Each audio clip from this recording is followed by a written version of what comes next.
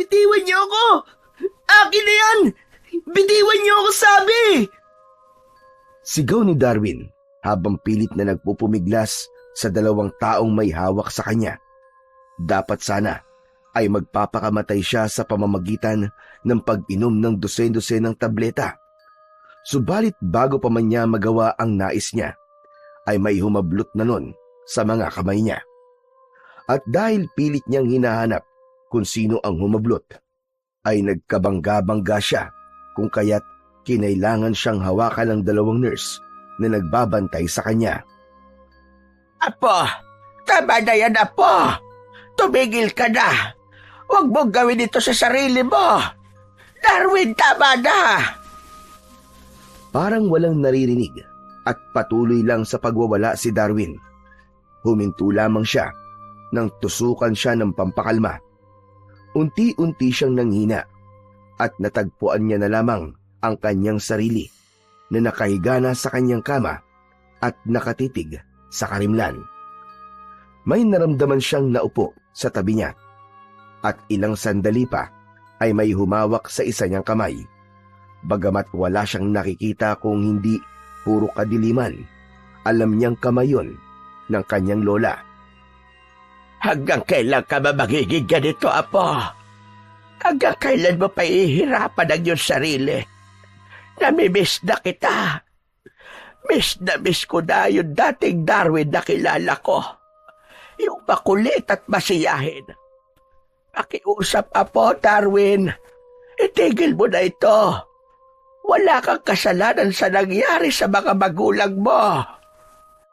Bagamat narinig niya ang sinabi ng kanyang lola, ay nanatili lamang siyang walang imik dahil hindi niya alam ang sasabihin. Sa bawat araw na dumaraan, wala siyang ibang gustong gawin kung hindi ang magpakamatay. Wala siyang ibang nararamdaman kundi sakit, hinanakit at pagsisisi. Sinisisi niya ang sarili niya sa nangyari. At ganun din marahil ang kanyang mga magulang kung kaya't madalas niyang mapanaginipan ang nangyari.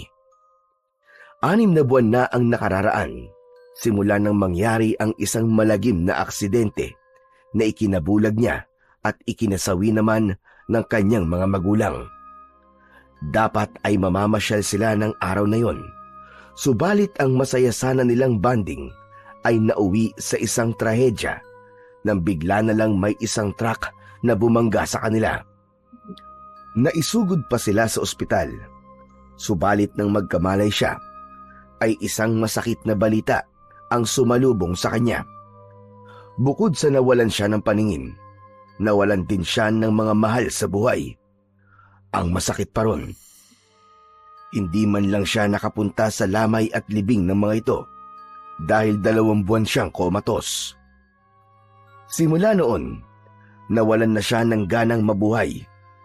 Para kay Darwin, para saan pat nabuhay siya kung wala naman na siyang mga magulang at walang paningin. Pakiramdam niya, nabubuhay lang siya para paulit-ulit na patayin sa sakit. Sinisisi niya ang sarili niya dahil siya ang nagyaya na umalis sila ng araw na yon. Darwin, iho. Masakit sa akin ang pagkawala ng mama mo.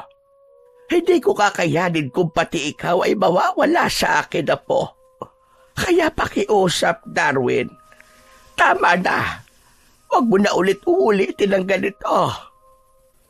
Nangilid ang mga luha ni Darwin dahil sa sinabing yon ng kanyang lola. Hindi ko po alam kung paano, Lola. Hindi ko po alam kung paano ulit magsisimula nang wala sila. Ang hirap. Ang sakit-sakit, Lola. Hindi ko kaya. Naramdaman ni Darwin na marahang pinisil ng kanyang lola ang kamay niyang hawak nito. Nandito pa ako, Apo. Tutulungan kita magsimulang muli. Hindi kita pababayaan.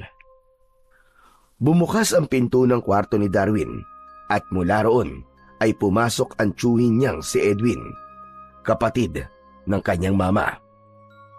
Nandito rin ako para sa'yo, Darwin. Hindi ka nag-iisa. kasama mo kami. Alam mo naman na para rin kitang anak, hindi ba?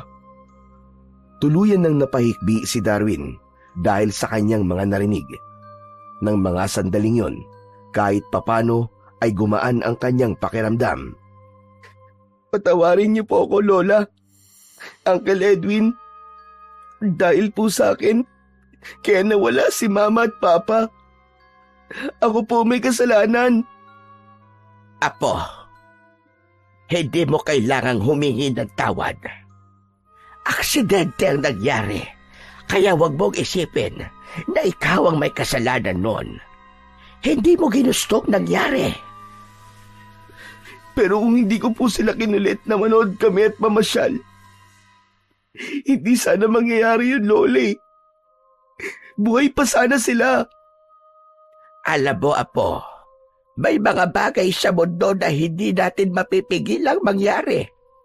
Kaya nga palaging sinasabi sa'yo ng mga magulang mo na sulitin mo ang bawat araw na dumaraan dahil hindi natin alam kung ano ang pwedeng mangyari bukas. Hindi natin hawak ang ating mga buhay, Apo. Kaya hindi natin alam kung kailan ito babawiin sa atin ng Panginoon. Tama ang lola mo, Darwin. Kaya wag mong sayangin sa wala ang pangalawang pagkakataon na binigay sa iyo para mabuhay. Alam kong mahirap ang pinagdaraanan mo, pero nandito naman kami para samahan ka. Hindi na muling nagsalita pa si Darwin. Sa halip, tumagilid siya at tinalikuran ang mga ito. Marahan siyang tinapik ng kanyang Uncle Edwin sa balikat. Bago niya narinig ang mga yabag na papalayo. Ilang sandali pa, naramdaman niyang mag-isa na lang siya ulit sa kwarto. Umayo siya ng higa at kinapa ang kanyang pulso sa kanang kamay. Naroon pa ang nakataling benda dahil sa ginawa niyang pagsaksak gamit ang isang tinidor. Bagamat wala siyang nakikita, tiyak niyang maaliwalas ang loob ng kanyang silid at walang kahit na anong matalim o matulis na gamit dahil sa ilang beses na niyang pagtatangkang magpakamatay gamit ang kung anong matutulis at matatalim na bagay na mahahawakan niya. Hindi na mabilang ni Darwin kung ilang beses na niyang pinagtangkaang wakasan ang sariling buhay. Nung nagpatihulog siya sa hagdan, tinakpan ang sariling muka gamit ang unan, naglaslas, uminom ng maraming gamot at inuntog ang sariling ulo sa sementong dingding. Kung hindi dahil sa dalawang nurse na itinalaga ng kanyang Uncle Edwin para siya ay bantayan, marahil ay wala na siya sa mundo. Dahan-dahang bumangon si Darwin at kinapa ang litratong nasa ibabaw ng maliit na mesa sa tabi ng kanyang kama. Nang mahawakan ng naturang litrato, ay niyakap niya yon.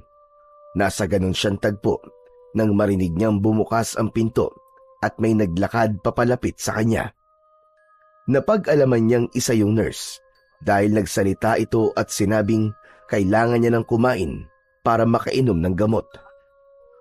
Pakisabi kina Lola, gusto ko silang kasabay na kumain. Kahit hindi niya nakikita ang reaksyon ng kanyang kausap, tiyak niyang nagulat ito sa sinabi niya. Simula kasi nang magkamalay siya at malamang wala na ang kanyang mga magulang, ay halos wala na siyang ibang ginawa kundi ang ipagtabuyan ang lahat at magkulong sa kanyang silid. Iginugol niya ang kanyang oras sa pag-iisip ng paraan kung paano wawakasan ang kanyang paghihirap.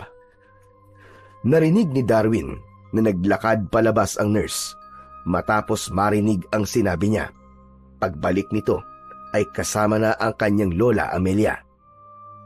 Tama bang narinig ko, Apo? Gusto mo raw kaming makasabay na kumain? Opo, Lola. Ang tagal na rin po kasi simula po nung huli ko kayong makasabay sa pagkain. Aba, oo. Ang tagal na nga nun, Apo. Aba, halika. Ako na ang aalalay sa'yo. Ano gusto mong kainin, Apo? May gusto ko bang ipaluto? Abay, sabihin mo lang. Hinawakan siya ng kanyang lola sa kanan niyang braso at inalalayang tumayo. Ibinaba na muna niya ang hawak na litrato bago nagsimulang humakbang palabas ng kanyang silid. Kahit ano po, Lola, okay lang po sa akin. Gusto ko lang po ulit kayong makasabay, pati po si Uncle Edwin. Inutusan ng kanyang lola ang kasama nilang nurse na tawagin ang kanyang tiyuhin matapos marinig ang sinabi niya. Siguradong matutuwa ang Uncle Edwin mo kapag nalaman niya nga gusto mo kami makasalo sa pagkain. Isa rin yon sa sobrang nag-aalala sa kalagayan mo, Apo. Sana talaga magtuloy-tuloy na itong ganito, Apo. Salamat po sa pag-intindi at sa pag-aalala niyo po sa akin, Lola. Sige po, susubukan ko pong wag nang gumawa ng kahit na anong ikakapahamak ko simula ngayon. Masaya akong marinig sa'yo yan, Apo. Mukhang unti-unti nang nagkakaroon ng kasagutan ang mga dasal namin. Magsasalita pa sanang muli si Darwin, subalit naudlot yon dahil sa pagdating ng kanyang tiyuhin. Teka, totoo ba talaga itong nakikita ko o nananaginip lang ako? Hindi nga rin ako makapaniwala, Edwin, na lumabas siya ng kanyang silid. At hindi lang yon, gusto niya raw tayong makasalong kumain. Aba talaga? Sinabi mo yun, Darwin? Ayos yan. Oh, ano pang hinihintay natin kung ganon? Bago pa magbago ang isip nitong pamangkin ko. Pagkasabi nun, ay hinawakan siya ng tiyuhin sa kaliwang braso at inalalayang maglakad hanggang sa makarating sila sa kusina. Inalalayan siya nitong makaupo. Ilang sandali pa ay magkakaharap silang kumain. Kumain ka lang ng kumain, Apo ko, ha? Ang laki ng ipinayat mo. Halos butot balat ka na. Oh, etong mansanas, oh. Hindi ba'y paborito mo ito? Hinawakan ng matanda ang kamay niya at inilagay roon ang prutas. Salamat po, Lola. Kumakain po ba kayo? Ako lang ata po ang kumakain, ah. Tapos na akong sumubo, Apo. Konti lang dahil bawal naman ako kumain ng marami. Hindi na muling umimik si Darwin, kaya namayani ang nakakabinging katahimikan sa pagitan nilang tatlo. Makalipas ang ilang minuto, binasag yon ng kanyang Uncle Edwin. Darwin, gusto mo bang magpahangin sa labas pagkatapos kumain, ha? Sasamahan kita. Punta tayo sa paboritong tambayan dito sa asyenda. Maganda yon para kahit papano makalanghap ka ng sariwang hangin. Hindi na po muna siguro, Uncle Edwin. Wala rin naman po akong nakikita eh. Aba, problema ba yun? Di sasabihin ko sa'yo ang lahat ng naroon. Detalye ko pa sa'yo isa-isa. O ano, ayos ba yun? Kahit papano ay nakaramdam ng pananabik si Darwin dahil sa sinabing yun ng kanyang tiyuhin. Sige po, Uncle Edwin. Gusto mo na bang makakita ulit, Apo? Sabihin mo lang, magpapahanap kagad ako ng donor. Hindi na po, Lola. Kawawa naman po yung taong yun kung siya naman po ang mabubulag. Lola, kung alam niyo lang po, mahirap po mawala ng paningin.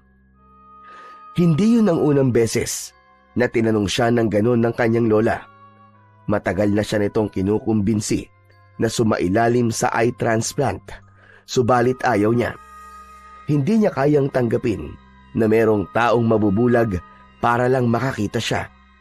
Kahit pa sabihing may sapat namang kabayaran, hindi niya pa rin kayang sikmurain. Ikaw ang bahala, Apo. Ngunit kapag nagbago ang isip mo, sabihin mo lang kagad kay Lola, ha? Para rin naman sa'yo yun, Apo. Hindi na muling nagsalita si Darwin. Sa halip ay ipinagpatuloy niya na lang ang pagkain. Nang matapos siya, sinamahan siya ng kanyang tiyuhin na magpahangin sa labas. Oh, nandito na tayo. Ang ganda ng langit. Maaliwalas. Ang ganda pala rito. Bukod sa maraming ligaw na bulaklak, kitang-kita pa ang paglubog ng araw. Kaya pala, Ang hilig mong tumambay rito noon eh. Opo, Uncle. Ang ganda po kasing tignan ng paligid. Lalo na po kapag papulubog po ang araw. Simula ngayon, sasamahan na kitang tumambay rito. Sa susunod, magdadala na ako ng pagkain. Maganda rin mag-picnic dito. Biglang nakaramdam ng lungkot si Darwin dahil sa narinig na sinabi ng kanyang tiyuhin. Bakit, Darwin? May nasabi ba akong hindi maganda? Sunod-sunod na umiling si Darwin. Wala po, Uncle. May naalala lang po ko. Papalubog na po ba ang araw? Habang sinasabi yon, ay naglalaro sa isip ni Darwin ang isang eksena kung saan kasama niya ang kanyang mga magulang at masaya silang nagpipiknik sa lugar na yon. Oo, papalubog na, Darwin. Nang marinig ang sinabing yon ng kanyang Uncle Edwin, ay naupo siya sa damuhan at humarap sa parte kung saan alam niyang naroon ang papalubog na araw. Makalipas ang ilang segundo, ay naramdaman niyang umupo sa tabi niya ang tiyuhin at inakbayan siya nito. Hinintay nilang tuluyang lumubog ang araw bago siya nagyayang umuwi. Sa pintuan pa lang, ay kagad siyang sinalubong ng kanyang lola. Darwin, apo, kumusta ang pamamasyal niyo? Ayos lang po, Lola. Parang nakita ko na rin po ang buong paligid dahil sinasabi po sa akin lahat ni Uncle Edwin ng mga nakikita niya. Abay, mabuti naman kung ganon. O ano, apo? Nagugutom ka ba? Nagpapaluto ko ng paborito mong ulam. Busog pa po ako, Lola eh. Gusto ko na po munang magpahinga. O sige, apo. Magsabi ka lang kapag nagugutom ka na, ha? Opo, Lola. Salamat po. Ihahatid ko na po si Darwin sa kwarto niya, Mama.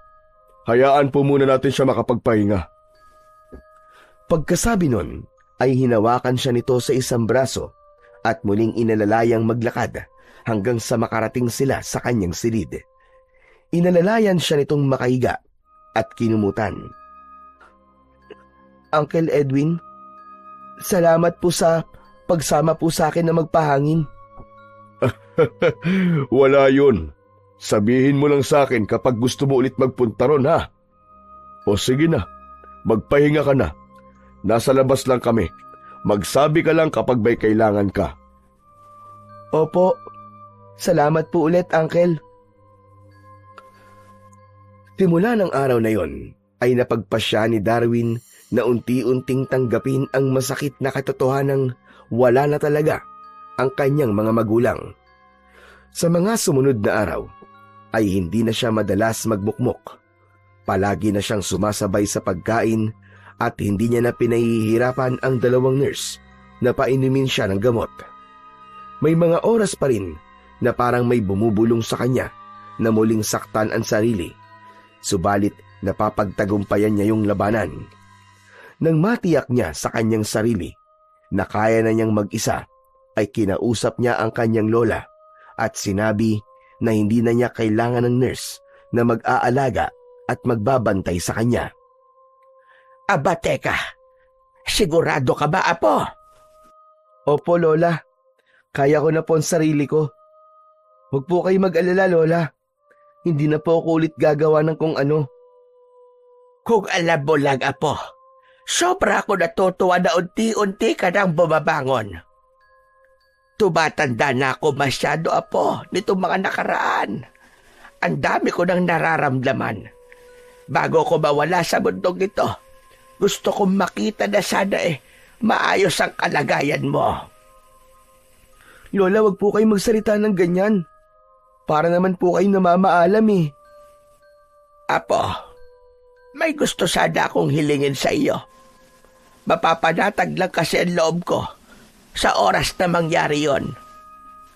Ano po ba yun, Lola? Hinawakan muna ng matanda ang mga kamay niya bago sumagot. Apo, pumayag ka na magpa-eye transplant.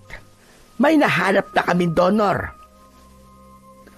Naghanap po kayo ng donor, Lola?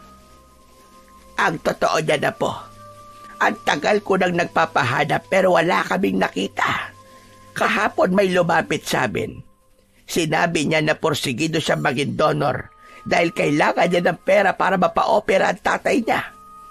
Ayoko masayang ang pagkakataon na yon na muli ka makakakita po. Kaya sana ay pumayag ka na. Ayoko po, Lola. Kawawa naman po yung taong sinasabi niyo kung siya naman po mabubulag. Kaya ako pumayag sa gusto niya dahil nagmamakaawa talaga siya sa akin. Kailangan niya raw yung perang yon. Kaya pumayag ka po. May maliligtas tayong buhay. Kapag pumayag po ako, may mawawalan naman po ng paningin. Ayoko po, Lola. Mahirap maging bulag. Mahirap maging bulag, pero mas mahirap mawalan ng magulang. Sa tingin ko, mas gusto ng taong yun na mabulag siya kaysa mawalan ng tatay. Hindi nakaimik si Darwin. Tama ang lola niya. Mas masakit ang mawalan ng magulang. Kung ayaw mo talaga, abay hindi na kita pipilitin. Teka, Lola. Pumapayag na po ako. Hindi ko po gagawin ito dahil gusto ko po makakita. Gagawin ko po ito dahil ayaw ko po mawalan siya ng magulang. Magaling, Apo. Magandang desisyon yan. Matutulungan nila tayo at matutulungan din natin sila. Kailan po magaganap ang operasyon ko, Lola? Dapat po sa lalong madaling panahon para mapa-opera po kagad ang tatay niya. Sa linggo, Apo. Sa linggo. 3 araw mula ngayon. Okay po, Lola. Hay, sa wakas. Makakakita ka na ulit, Apo. Sa oras na mangyari yon, doon pa lamang ako mapapadatag. Pagsapit ng linggo, 8:00 pa lang, ay binabaybay na nila ang kahabaan ng kalsada papunta sa ospital. Nakasakay sila sa kotse. Nasa likuran sila ng kanyang lola at si Uncle Edwin, ang nagmamaneho. Sa kalagitnaan ng biyahe ay may tumawag sa kanyang lola. Anong sinabi mo? Nabangga! Natigilan si Darwin sa kanyang narinig. Hindi niya maiwasang makaramdam ng kuryosidad kung sino ang kausap ng kanyang lola sa kabilang linya at kung sino ang tinutukoy nitong nabangga. Magsasalita sana siya, subalit naunahan siya ng kanyang Uncle Edwin. Anong meron, Mama? Bakit parang gulat na gulat ka? Patay na si Sinag. Nasagasaan daw habang patawid sana sa ospital. Ano po? Sino po si Sinag, Lola? Siya ang donor mo, Apo. Katatawag lang sa akin ni Doc. Hindi na raw umabot sa emergency room si Sinag. Napaawang ang mga labi ni Darwin dahil sa gulat. Bigla siyang naubusan ng sasabihin. Ang sama naman ng balitang yan. Bakit naman sa dinabi-dami ng tao sa mundo, sisinag pa? Paano ngayon yung eye transplant ni Darwin? Ang kaninang pagkabigla ni Darwin ay napalitan ng lungkot. Hindi siya nalulungkot para sa sarili. Nalulungkot siya dahil sa isiping may isang taong nawala. Isang anak na mapagmahal sa kanyang ama. Magsasalita sana siya, subalit naudlot yon dahil sa biglaan nilang paghinto sa gitna ng kalsada. Dahil hindi niya yon inaasahan, nawalan siya ng balanse at nasubsob. Ganon din yata ang nangyari sa kanyang lola dahil narinig niya itong dumaing, halatang nasaktan. Lola? Lola, ayos ka lang ba? Ang kailan na po nangyari? Habang nagsasalita, ay kinapa niya sa kanyang tabi ang matanda. May humarang sa atin. Po? Humarang? Bakit daw po? Hindi nasagot ang tanong ni Darwin nang maramdaman niyang bumukas ang pinto sa tabi niya at may biglang humawak sa kanya at hinila siya palabas. Anong kailangan niyo sa apo ko? Baka walang hiya kayo! Bitiwan niyo siya! Huwag niyo siyang sasaktan! Nang marinig niya ang sinabing yun ng kanyang lola, ay dun niya lang napagtanto kung ano ang kasalukuyang nangyayari. Mga masasamang loob ang humarang sa kanila at gusto siyang kuhanin. Bitiwan niyo ako! Anong kailangan niyo sa akin? Nagpupumigla si Darwin sa pagkakahawak sa kanya. Tumigil lang siya nang umalingaw-ngaw ang isang putok. Binalaan siya ng lalaki na ang susunod na putok ng baril ay sa lola o sa uncle na niya tatama kapag hindi siya sumama ng maayos. Kaya naman napilitan na lamang siyang kumalma. Huwag niyo po silang sasaktan. Sasama po ako sa inyo. Saan niyo dadalhin ang apo ko? Ano bang kailangan ninyo? Pera? Kahit magkano ibibigay ko, huwag niyo lang siya sasaktan. Yun ang huling mga katagang narinig ni Darwin dahil isinakay na siya ng mga lalaki at biglang pinukpok ng baril sa batok. Dahilan para mawalan siya ng malay. Hindi niya alam kung gaano siya katagal na walang malay. Nagising na lang siya dahil sa ingay na naririnig niya. Nasa loob pa rin siya ng sasakyan at nakatali ang mga kamay at paa. Napaatras siya nang marinig niyang bumukas ang pinto. Sino kayo? Ano bang kailangan niyo sa akin? Mabuti naman at gising ka na. Natigilan si Darwin. Pamilyar ang boses na yon na kanyang narinig. Uncle? Uncle Edwin? Ikaw po ba yan? Ako nga, Darwin. Buti naman at kilala mo ang boses ko. Uncle, ano pong ginagawa niyo rito? Baka kung ano pong gawin nila sa'yo. Umalis ka na, Uncle. Huwag niyo na po akong subukang iligtas. Hindi naman ako nandito para iligtas ka eh. Bakit po kayo nandito, Uncle? Dinukot din po ba kayo? Nasagot ang mga katanungan ni Darwin nang marinig niyang may lumapit sa kanila at tinawag na boss ang tsuwi niya. Uncle Edwin? Ano pong ibig sabihin nito? Bakit ka po nila kilala? Dahil ako lang naman na nag-utos sa kanila na dukutin ka, Darwin. Ha? Bakit naman po? Dahil sagabal ka sa mga plano ko. Kasalanan mo rin naman ito eh. Kung sana, nanatili ka na lang sa dati mong kalagayan kung saan puro pagpapakamatay ang ginagawa mo. Hindi sana tayo aabot sa ganito. Ang kaso lang, biglang gusto mong gumaling at makakita. Kaya wala akong mapagpipilian kundi ang iligpit ka. Hindi ko po maintindihan. Bakit ginagawa mo to, Uncle Edwin? Alam ba ito ni Lola? At bakit ko naman ito ipapaalam sa kanya, Aber? Kapag nawala ka, wala na siyang magagawa kundi iwan sa akin ang lahat ng kayamanan niya. Kayamanan? Ibig sabihin, kaya mo to ginagawa dahil gusto mong maangkin ang mga ari-arian ni Lola? Hindi ko alam na ganyang kapalang tao, Uncle. Ang buong akala ko pa naman ay mabait ka. Nagkamali pala ako ng akala sa'yo.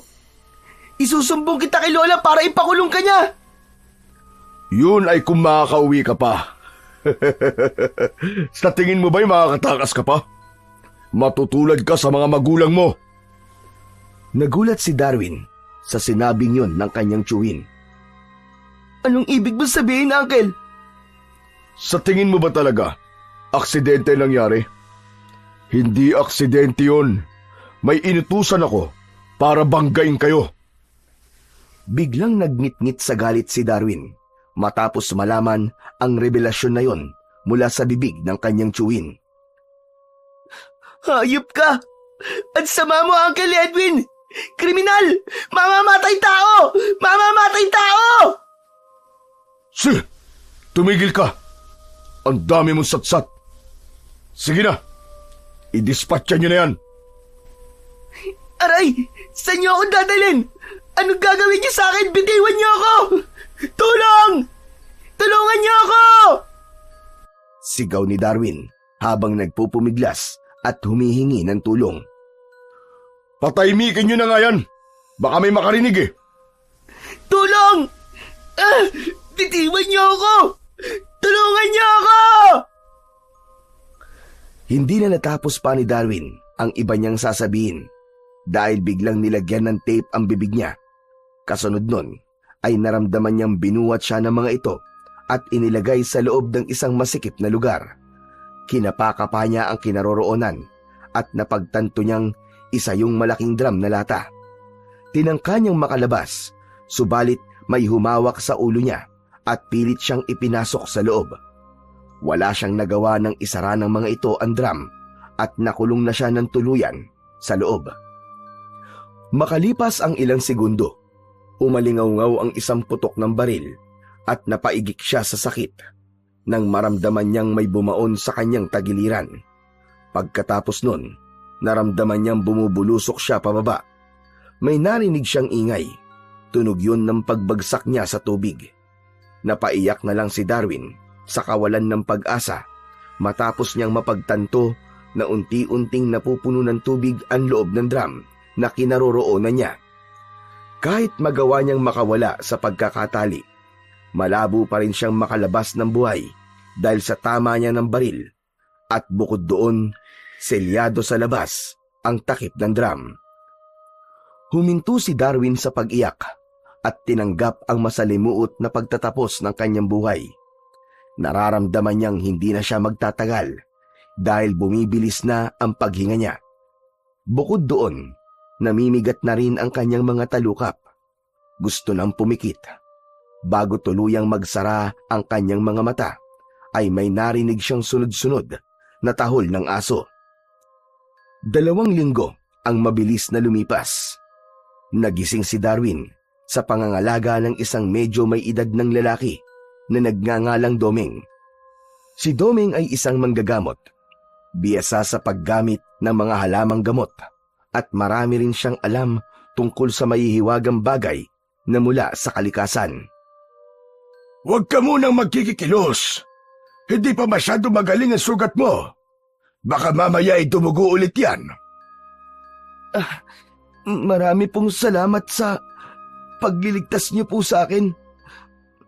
Ang buong akala ko po, katapusan ko na. Wala kang dapat na ipagpasalamat sa akin, anak. Kahit naman siguro sino, gagawin din ang ginawa ko. Nagkataon lamang na ako nakakita ng mga pangyayari. Sino ba mga taong yun at gusto kang patayin? Si Uncle Edwin po ang isa sa kanila. Siya po nag-utos na dukutin ako. Tama ba ang narinig ko? Uncle, ibig sabihin tiyuhin mo mismo nagpadukot sa'yo. Abay bakit? Sa anong dahilan? Dahil gusto niya po masolo ang kayamanan po ni Lola. Agawan sa kayamanan pala ang dahilan. May mga ganyan din pala talagang pangyayari sa totoong buhay. Akala ko sa pelikula lang yon. Kung ganun, ay galing ka pala sa mayamang pamilya, iho. Wala naman po akong interes sa pera at yaman. Gusto ko lang po ng masaya at kompletong pamilya. Pero malabo na pong mangyari yon. Muling nabuhay ang galit sa dibdib ni Darwin matapos niyang maalala ang mga sinabi sa kanya ng kanyang tiyuhin. Ni minsan, hindi pumasok sa isip niya na sinadya ang aksidenteng nangyari sa kanila noon.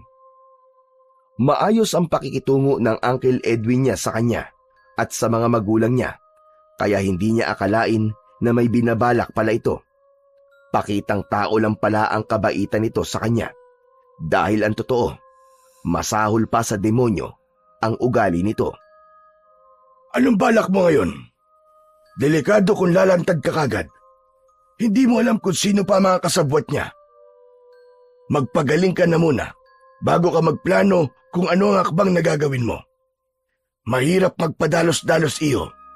Maaaring nakaligtas ka nga ngayon, pero baka sa susunod, hindi na. Yun nga rin po ang iniisip ko. Mahihirapan ako lumapit kay Lola para sabihin po ang totoo. Kung sa mga pulis naman po ako lalapit, baka mamaya po may kasabwat din po siya ron. Kaya pag-isipan mo muna ng maigi mga gagawin mo. Opo, Mang Doming. May isa pa pala tayong problema. Ano po yun? Noong nakaraang gabi, nakita ko yung mga taong yun sa ilalim ng tulay. Sa tingin ko hinahanap nila ang bangkay mo. Sa oras na wala silang makita, paniguradong magdududa yon na baka buhay ka pa. Natitiyak ko na hahanapin ka nila sa mga malalapit na bahay at lugar. Kung ganun po, nanganganib din po pala kayo. Sigurado po kung pati kayo ay madadamay sa oras na makita nila ako rito. Hindi ko na po hihintay na mangyari yon. Aalis na po ako agad. Nandito tayo sa gitna ng gubat iyo. Malayo sa mga bahay, kaya malabo nila tayong mahanap kagad. Sa oras na hindi ka nila mahanap sa mga karatig baryo, doon pa lang nila maiisip na baka dito ka sa gubat nagtatago. Ngunit bago mangyari yon, tsak na magaling ka na, kaya kaya mo nang tumakas. Nagtaka si Darwin sa kanyang narinig. Gubat? Nasa gitna po tayo ng gubat? Dito po kayo nakatira? Hindi iyo, dito lang kita dinala dahil alam kong una nilang hahalugugin ng kabayanan sa oras na hindi nila makita ang iyong bangkay. Ganun po ba? Marami pong salamat kung ganun. Teka, may isa pang problema. Meron pa po. Ano po yun? Hindi ligtas ang manatili rito sa gubat. May mga aswang na pagala-gala rito at binibiktima ang sino mang napapadpad dito. Ang sino mang naliligaw rito ay hindi na muling nakakalabas pa ng buhay. Ilang segundong natahimik si Darwin bago nagawang makapagsalita. Ano? May aswang po dito? Tama ka, Darwin. Kaya isa yon sa posibleng maging dahilan kung bakit ka magiging ligtas sa kamay ng mga taong gustong pumatay sa'yo. Dahil baka matakot sila na pumasok dito. Kung pumasok man sila, baka matulad lang sila sa mga taong bigla na lamang nawala sa gubat na ito. Ibig niyo pong sabihin, kung mananatili po ako rito, posible ako makaligtas sa mga taong gustong pumatay sa akin. Pero hindi sa mga aswang. Natumbok mo. Pero hanggat hindi ka lumalabas sa kubo na ito, hindi ka nila magagalaw. May pangontra akong inilagay sa bawat sulok ng kubo na ito, kaya hindi sila makakalapit. Ganon din naman ako. May daladala akong pangontra, kaya hindi nila ako malalapitan. Ngayon ko lang po nalaman na totoo po pala ang mga aswang. Totoo sila, Darwin. At hindi mo gugustuhin na makita ang itsura nila. Masyadong nakakatakot. Manong Doming, ano po bang klaseng pangontra ang tinutukoy nyo? Pwede ko po bang malaman? Hinawakan ni Mang Doming ang kamay niya at may inilagay doon. Isa yung maliit na bote na tila may laman na kung ano. Langis ang laman niyan, iyo, at may halong abo ng sinunog na buntot ng pagi. Mabisang pangontra at panlaban sa mga aswang. Subok niyo na po ba to, Mang Doming? Tsaka, hindi po ba kayo natatakot na baka may aswang na bigla na lamang pong umatake sa inyo? Subok ko na ito. Kung hindi totoo ang bisa nito, matagal na sana ako naging hapunan ng mga aswang dito sa gubat. Baka nga pati ikaw, baka nilantakan ka na rin nila. Nasa paligid lang sila, Darwin. Naghihintay ng tamang pagkakataon upang umatake. Kaya kahit na anong mangyari, wag na wag kang lalabas sa kubo na ito. Teka po, Mang Doming, iiwan niyo po ba ako rito? Palagi naman kitang iniiwan dito kahit nung wala ka pang malay. Nagpupunta lang ako rito para silipin ka. May pinagkakaabalahan kasi ako. 2 linggo nang nawawala ang aking anak. Ah, may anak po pala kayo. Bakit po siya nawawala? Baka po napadpad po siya rito sa gubat. Hindi niya yun gagawin dahil alam niyang magagalit ako. Nakabihis siya nung araw na nagpaalam siya sa akin. At sabi niya sa akin meron lamang siyang pupuntahan. Pero yun na nga, hindi na siya nakabalik. Nung gabing iniligtas kita, kaya nandun ako sa lugar na yon dahil hinahanap ko ang anak ko. Hanggang ngayon po ba wala pa rin po kayong balita sa kanya? Baka naman po, nasa bahay po ng barkada niya. Hindi gawain ng anak ko na makitulog sa ibang bahay. Halos hindi nga yun lumalabas ng bahay eh. Mahirap po mawalan ng mahal sa buhay. Sana po, mahanap niyo na po siya. Hindi ko na alam kung saan ko siya hahanapin. Kung saan na ako nakarating pero hindi ko pa rin siya makita-kita. Siya na lang ang meron ako, Darwin. Hindi ko alam ang gagawin ko kapag may nangyaring masama sa kanya. Mang Doming, lakasan niyo lang po ang loob niyo at ihanda po ang sarili sa posibleng resulta kung bakit hindi pa rin po siya nakakauwi. Ang tagal po ng 2 linggo. Sana walang nangyaring masama sa kanya. Hanggat hindi ko nakikita kung nasa ng katawan niya, hindi ako mawawala ng pag-asa. Baka kung nasan lang siya, tinihintay na dumating ako para iligtas siya. Magkahalong awa at paghanga ang naramdaman ni Darwin habang nakikipag-usap siya kay Mang Doming. Humahanga siya sa pagiging ama nito at sa kabilang banda naman, naaawa siya dahil halatang sobra itong nag-aalala para sa anak. O paano? Maiwan na muna kita rito. Babalik ako bukas ng umaga. Yung bilin ko sa iyo ha. Huwag kang lalabas dito, lalo na kapag gabi. Bagamat nakaramdam ng takot, hindi niya yon ipinahalata. Gusto niya itong pigilan na huwag siyang iwan, subalit mas kailangan itong hanapin ang anak. Ayaw niya namang maging makasarili. Opo, Mang Doming. Tatandaan ko po ang lahat po ng bilin niyo po sa akin. Mag-iingat po kayo. Sana po, mahanap niyo na po ang anak niyo. Wala nang natanggap na sagot si Darwin. Sa halip, mga yabag na papalayo at pagbukas sara ng pinto ang kanyang narinig. Pagsapit ng gabi, nagsimulang kabahan si Darwin. Bagaman wala siyang nakikita, malakas ang pakiramdam niya na may kung anong nagmamatsyag sa kanya mula sa labas ng kubo. Mas lalong tumindi ang takot na kanyang nararamdaman nang makarinig siya ng mga kaluskos. Sa kabila ng nararamdamang takot, pinilit niyang maging kalmado. Naiga siya sa papagsasahig, pumikit at taimtim na nagdasal. Kinabukasan, nagising si Darwin sa ingay ng huni ng mga ibon sa paligid. Laking pasasalamat niya dahil lumipas ang buong magdamag na walang nangyari sa kanya. Dahil doon ay naniwala siya sa mga sinabi sa kanya ni Mang Doming na mananatili siyang ligtas kung nasa loob lang siya ng kubo. Makalipas ang ilang minuto, dumating na ang matanda. Ibinigay nito sa kanya ang dala nitong pagkain. Mang Doming, ano pong balita?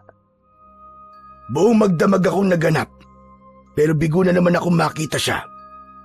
Aalis ulit ako ngayon para maganap. Sumaglit lang ako rito para dalang ka ng pagkain. Kumusta naman ang tulog mo? Ayos naman po.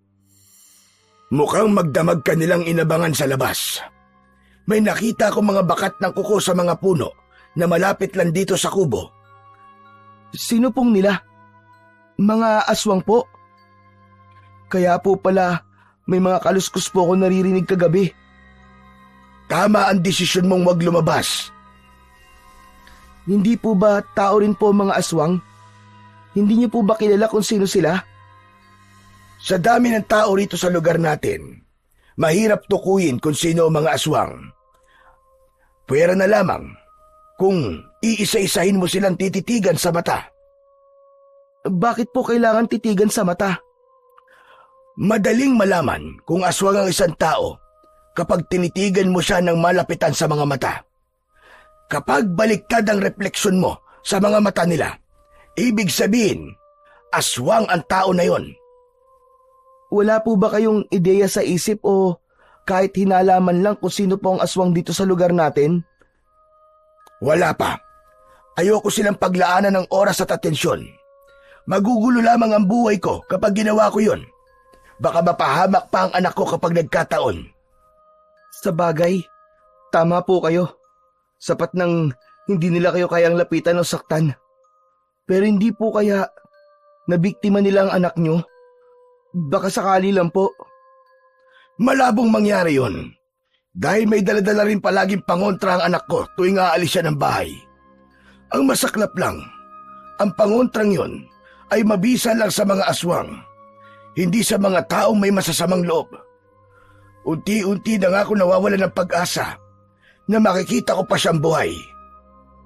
Gusto ko po sanang pagaanin po ang loob niyo, pero hindi ko po alam ang sasabihin ko. Hindi po biro ang pinagdaraanan niyo ngayon. Maiwan na kita ulit. Hindi ako pwedeng tumigil sa paghanap. Hindi hanggat hindi ko siya nakikita. Naiintindihan ko po. Mag-iingat po kayo palagi, Mandomeng. Ikaw rin, Iyo. Tandaan mo mga biling ko sa iyo, ha? Pagkasabi nun, ay mga yabag na papalayo na ang sumunod niyang narinig. Muli, naiwan na naman siyang mag-isa sa gitna ng gubat. Naging kabagot-bagot para kay Darwin ang pagtakbo ng oras. Wala siyang ginawa, kundi ang mahiga. Nang sumapit ang gabi, muli na naman niyang narinig ang mga kaluskos sa labas. Muli, nilabanan niya ang nararamdamang takot at pinilit niya na lang ulit na matulog. 3 araw ang mabilis na lumipas. Lihim na nagtaka si Darwin dahil hindi pa rin nagpupunta si Mang Domeng. Medyo nakakaramdam na siya ng gutom dahil 2 araw na siyang hindi kumakain. Inisip niyang baka natagpuan na nito ang anak, kaya naging abala. Isang hapon, habang tahimik siyang nakaupo sa papag, ay naramdaman niyang hindi siya nag-iisa sa loob ng kubo. Nakapagtataka yon dahil hindi niya naman narinig na bumukas ang pinto. May tao ba dyan? Sinong nariyan? Magsalita ka! Ako si Silas. Huwag kang matakot. Hindi kita sasaktan. Humarap si Darwin sa direksyon kung saan nanggagaling ang boses. Anong ginagawa mo rito? Paano ka nakapasok? Matagal na kitang pinagmamasdan. Ngayon lang ako naglakas ng loob na lumapit sa'yo. Napansin ko kasi na hindi ka pa kumakain simula kahapon. Kaya naisip kong bigyan ka na makakain. Teka, sagutin mo muna ang tanong ko. Paano ka nakapasok dito? Hindi ko naman narinig na bumukas ang pintuan. Oo nga pala. Hindi mo nga pala ako nakikita. Kaya marahil nagtataka ka kung paano ako nakapasok. Gusto mo bang tulungan kitang makakita? At paano mo naman gagawin yon?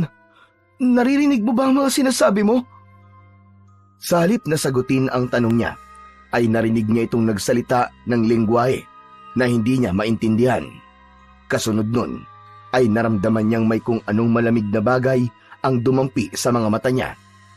Napapikit siya at nang muli siyang magmulat, ganun na lamang ang kanyang pagtataka dahil nakakakita na siya. Nang dumako ang tingin niya sa kausap, ay nagulat siya sa itsura nito. Teka! Hindi ka tao! Ang nilalang na nasa kanyang harapan ay nakasuot ng kumikinang nakasuotan. May matutulis na tenga, puting-puti ang balat at mahaba ang gininto ang buhok. Isa kong engkanto. Abiyang ang tawag sa mga katulad ko. Huwag kang matakot. Hindi ako masama. Ano ang iyong pangalan? Ako po si Darwin. Mabait ka ba talaga? Baka mamaya kung ano ang gawin mo sa akin. Mabait kami sa mga taong mababait, Darwin. Mabait ka naman, hindi ba? Mukha ba akong masamang tao sa paningin mo? Hindi, Darwin. Kaya nga kita tinutulungan. Binigyan siya ng pagkain at prutas ni Silas at tinanggap naman niya yon nang walang pag-aalinlangan. Nang mga sandaling yon, pakiramdam ni Darwin ay nakahanap siya ng kaibigan sa katauhan nito. Maraming salamat sa pagkain, Silas. Pasensya ka na kung pinag-isipan kita ng masama kanina, ha? Wala yon. Normal lang naman sa isang tao ang matakot kapag nakakita ng engkanto. Hindi naman nakakatakot ang itsura mo eh. Magbihis ka lang ng katulad sa amin, iisipin kagad ng mga makakakita na tao kang talaga. Parang ganito ba? Pagkasabi nun, umikot ito at pagkatapos ay biglang nag-iba ang itsura. Naging isa itong ganap na tao. Namangha naman si Darwin sa kanyang nasaksiyan. Ang galing! Kaya niyo rin palang mag-anyong tao. Isa yan sa kakayahan namin, Darwin. Subalit kalahating araw lang ang kaya naming itagal bilang isang tao. Pagsapit ng 12:00 ng tanghali, babalik na kami sa tunay naming anyo. Bakit nga pala nandito ka at nag-iisa? Delikado ang gubat na ito para sa mga normal na tao na kagaya mo. Delikado rin kasi ang buhay ko sa labas ng gubat na to. Kaya dito ako dinala ni Mang Doming. Hindi na ako magtataka sa sinabi mong yan. Hindi hamak na mas masasama ang mga tao kaysa sa mga nilalang na nandito. Kung hindi nga lang marahil sa mga kababalaghang nangyayari rito, baka matagal na rin itong kalbo, katulad ng ibang gubat. Tama ka, Silas. May mga tao ang ubod ng sama. Kaya nilang pumatay para lang sa pansarili nilang interes. Habang sinasabi yun, ang tumatakbo sa isip ni Darwin ay ang kanyang tiyuhin. Malapit na palang dumilim. Kailangan ko nang bumalik sa aming kaharian bago pa nila malaman na tumakas na naman ako. Magkikita ba tayo ulit? Sa halip na sagutin ang tanong niya, may inilabas itong gintong silbato at ibinigay sa kanya. Para sa'yo, Darwin. Hipan mo lang yan kapag kailangan mo ko. Teka, Silas. Ginto to, hindi ba? Hindi ka ba nag-aalala na baka ibenta ko lang ito? Bigay ko na yan sa'yo. Kaya nasa sa'yo na kung ano ang gusto mong gawin dyan. Pero sana, wag mo namang ibenta. Hindi. Nagbibiro lang naman ako. Iingatan ko to, pangako. Mabuti naman kung ganon. Aasahan ko yan. O paano? Aalis na ako. Mag-iingat ka, kaibigan. Maraming salamat ulit sa pagkain, Silas. At salamat din dahil tinulungan mo akong makakita.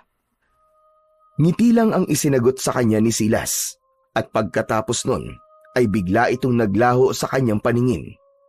Nang mapag-isa, tuwang-tuwa na inilibot niya ang tingin sa paligid. Nakita niya na ngayon ang itsura ng gubat na kinaroroonan niya. Noon niya lang napansin na may bintana palang nakabukas sa tabi mismo ng higaan niya.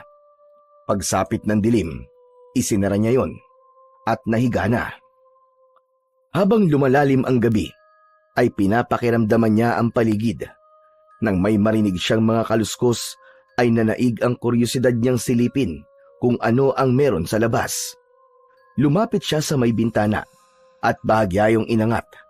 Nung una, wala naman siyang makitang kahit na ano, maliban sa mga sanga at dahon na isinasayaw ng hangin. Subalit makalipas lamang ang ilang minuto, may naispatan siyang kung anong nilalang sa taas ng isang puno. Mabilis niyang isinara ang bintana at takot na sumandal sa dingding. Bagamat madilim sa kinaroroonan ng nilalang na yon, nakatitiyak siya na sa kanya yon nakatingin. Bumalik siya sa kanyang higaan at nahiga. Malamig ang simoy ng hangin, subalit pinagpapawisan siya, dala ng matinding takot na nararamdaman. Dahil doon, magdamag siyang hindi nakatulog. Kinabukasan, dumating si Mang Doming na may dalang pagkain.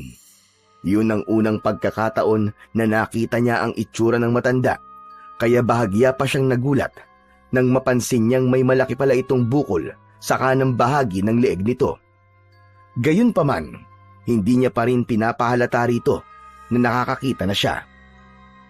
Pasensya ka na kung ngayon lang ako nakapunta. Nakarating ako sa kabilang bayan at doon naman naghanap. Base sa itsura nito at sa tono ng pananalita, alam na kagad ni Darwin na hindi pa rin ito nahahanap ang anak. Ayos lang po yun, Mang Doming. Naiintindihan ko naman po na mas importante po na mahanap mo siya kagad. Sa tingin mo, dapat na ba akong tumigil sa paghahanap ko sa aking anak? Hindi inaasahan ni Darwin ang tanong na yon, kaya hindi siya kagad nakasagot. Nawawalan na ako ng pag-asa. Gusto ko nang sumuko. Pero sa tuwing naaalala ko ang mukha niya, nabubuhayan ako ng loob. Ang mabuti pa po siguro, Mandoming, magpahinga na po muna kayo, kahit isang araw lang po. Masyado na po atang napapabayaan niyo po ang sarili niyo dahil po sa paghahanap sa kanya. Hindi ko kayang maupo lang sa isang tabi gayong posibleng nasa panganib o may masamang nangyari sa anak ko. Hindi naman po kayo titigil sa paghahanap sa kanya, Mandoming eh. Magpapahinga lang po kayo saglit. Isipin niyo rin po ang kalusugan niyo. Magpapahinga lamang ako, Darwin. Kapag nakita ko na siya, aalis din kagad ako. Makikisakay ako sa truck ng gulay na papunta sa ibang lugar. Baka mawala ulit ako ng ilang araw. Nagpunta lang ako rito para dalang ka ng pagkain at tignan ang sugat mo. Lumapit sa kanya si Mang Doming at itinaas ang suot niyang damit. Inalis nito ang telang nakatali sa sugat niya at nilinisan yun. Pinalitan nito ang halamang gamot na nakadikit sa sugat at pagkatapos ay muling ibinalik ang tali. Malapit na palang matuyo ang sugat mo. Ilang araw na lang, tuluyan na yung gagaling. Mandoming, maraming salamat po sa pag-aalaga sa akin. Tatanawin ko po itong isang malaking utang na loob.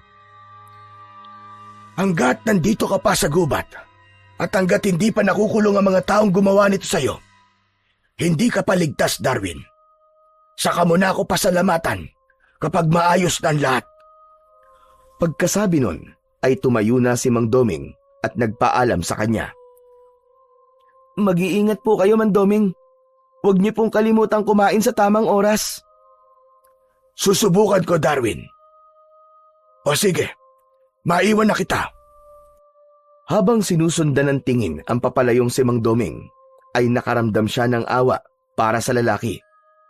Higit na mas mahirap ata ang mawalan ng anak kaysa mawalan ng magulang. Nasa ganon siyang tagpo nang biglang sumulpot si Silas. Napapitlag tuloy siya sa gulat. Ang lalim yata ng iniisip mo ah. Ikaw pala, Silas. Naaawa lang kasi ako kay Mang Doming. Hanggang ngayon kasi, hindi niya pa rin nahahanap ang anak niya. Siya ba yung lalaking kakaalis lang? Sa itsura niya, halatang may mabigat siyang pinagdaraanan. Nagagawa niyang maglabas-masok dito sa gubat. Mukhang hindi siya basta-basta. Isa siyang manggagamot, Silas. May dala-dala siyang pangontra, kaya hindi siya nagagawang lapitan ng mga masasamang nilalang dito sa gubat. Lalo na ng mga aswang. Bakit ka nga pala biglang napasulpot? Walang bantay kaya tumakas muna ako. Bakit? Ayaw mo ba ako makita? Hindi naman sa ganon, Silas.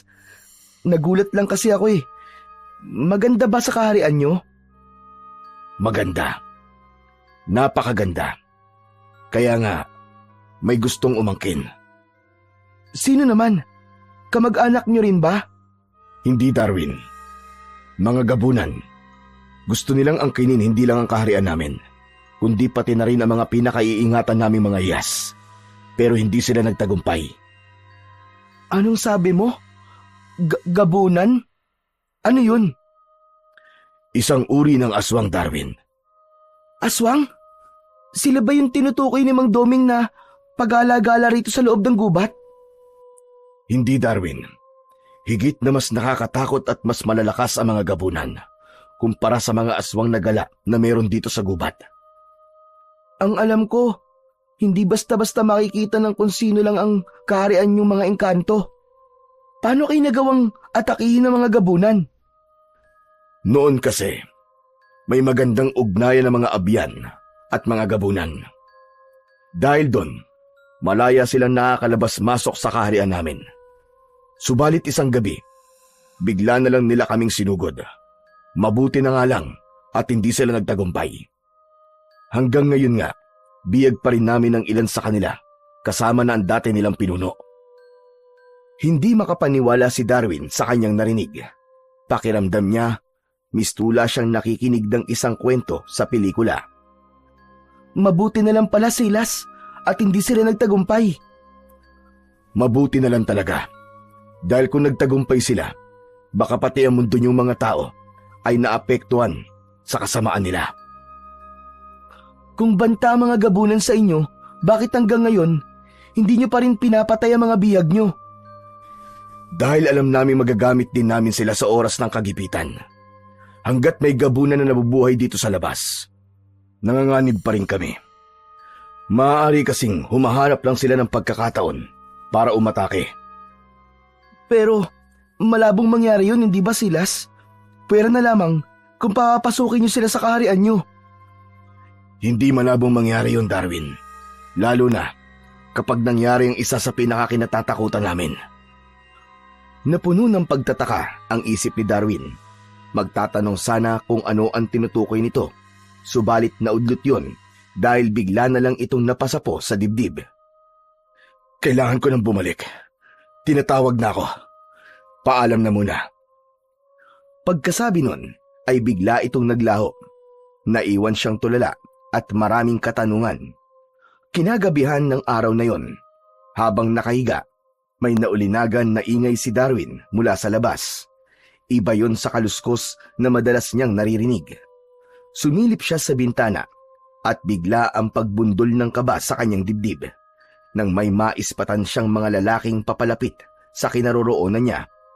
Malakas ang kutob niya na mga tauhan yon ng kanyang Uncle Edwin. Makalipas ang ilang minuto, nasa harapan na ng kubo ang mga yon.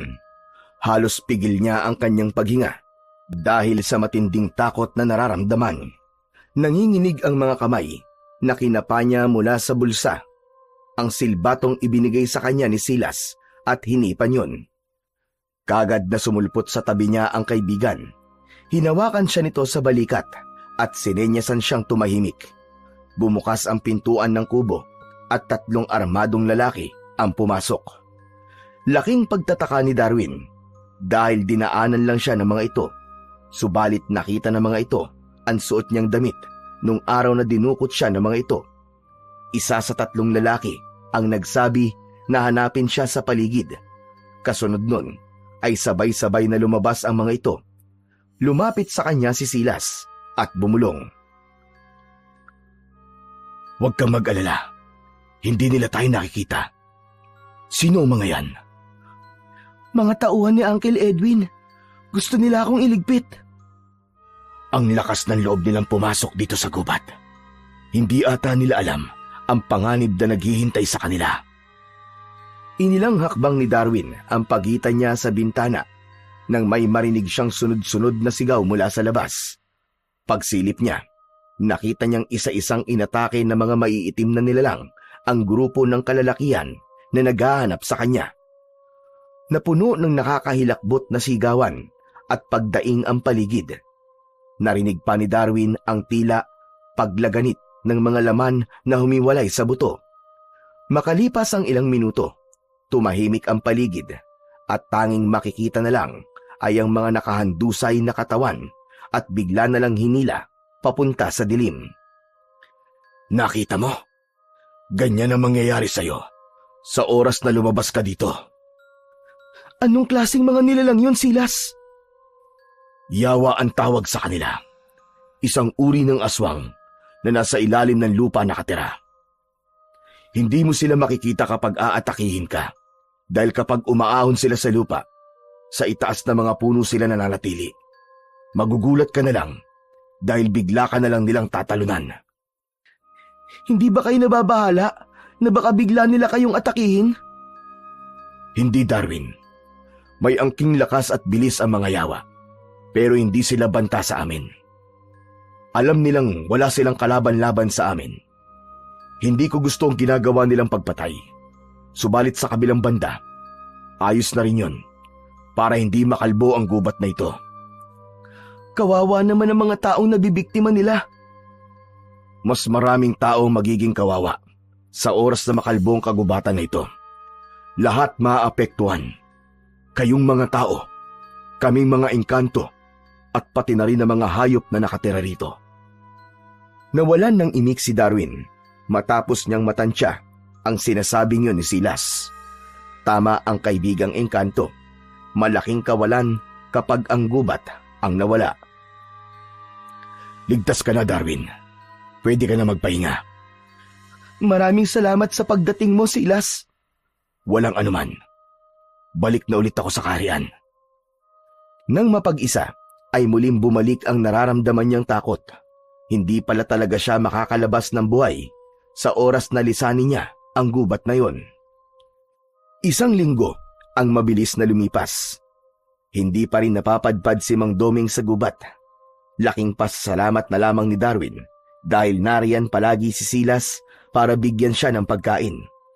Umabot ng 2 linggo bago muling nagpakita si Mang Doming. Muli na namang nahabag si Darwin dahil mas lalo itong nangayayat. Bukod doon, bakas din sa mukha nito ang matinding pagod.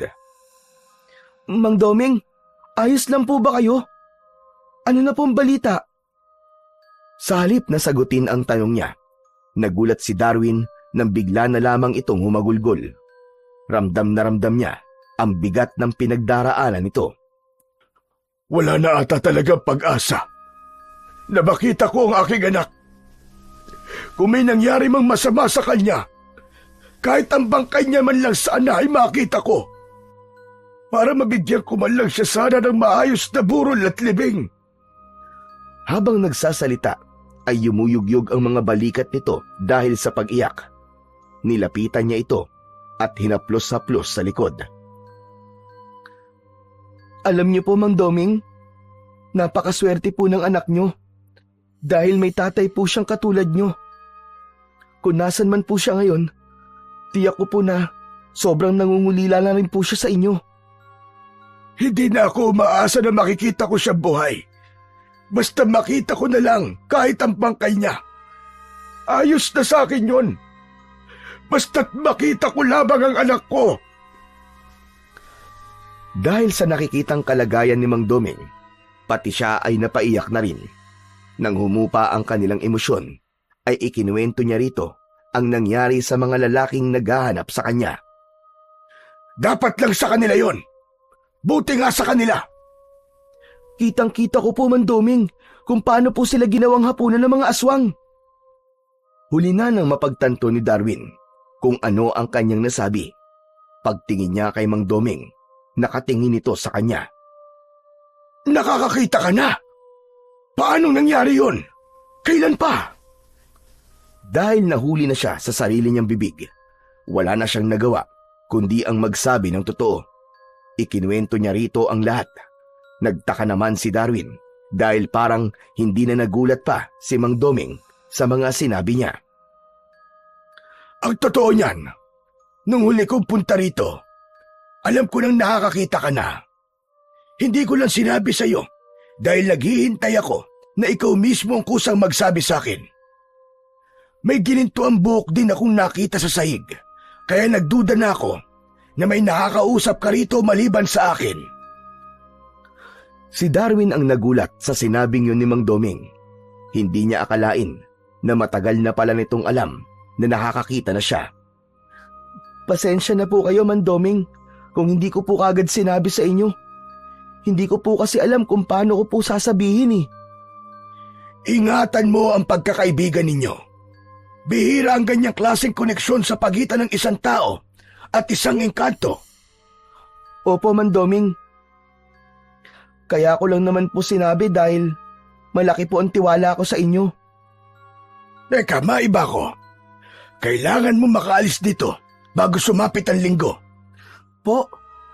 Bakit po, Mang Doming? May magaganap na eklipse sa linggo ng gabi. Masyadong mapanganib kung mananatili ka rito. Napakunot noo si Darwin sa sinabing yun ni Mang Doming. Bakit po mapanganib, Mang Doming? Mawawalan ng bisa ang pangontrang inilagay ko rito, kaya posible kang mapahamak. Sa halip na malinawan, mas lalong naguluhan si Darwin. Teka po, Mang Doming, hindi ko po maintindihan eh. Naguguluhan po ako. Sabihin na lang natin na araw ng mga nilalang sa kadiliman ng eklipse na magaganap. Mas lalo silang lalakas at magiging agresibo. Ganun po ba? Nakuha rin ni Darwin ang gustong ipaintindi sa kanya ng kausap.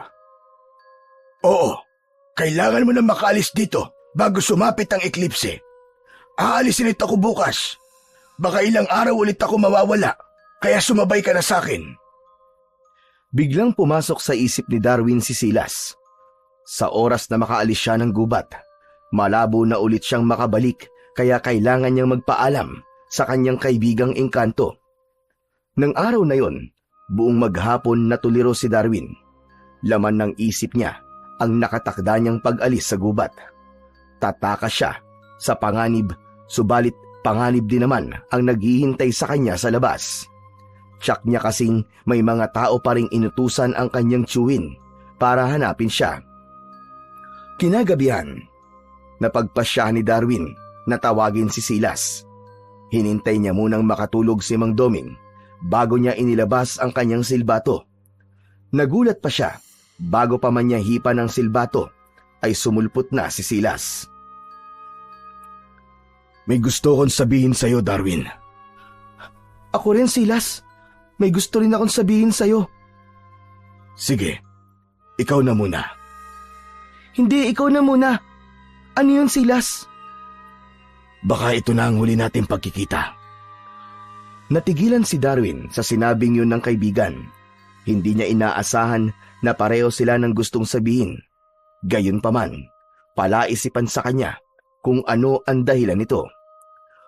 Bakit? May problema ba, Silas? Mangyayari na ang kinatatakutan namin. Kaya doble ang ginagawa namin paghahanda ngayon. Anong ibig mong sabihin, Silas? Magkakaroon ng eklipse sa darating na linggo. Posibleng samantalahin yun ng mga gabunan para atakihin kami. Dahil yun ang araw na pinakamahina kami at pinakamalakas naman sila. Sigurado may susugod para iligtas ang mga kauri nilang bihag namin.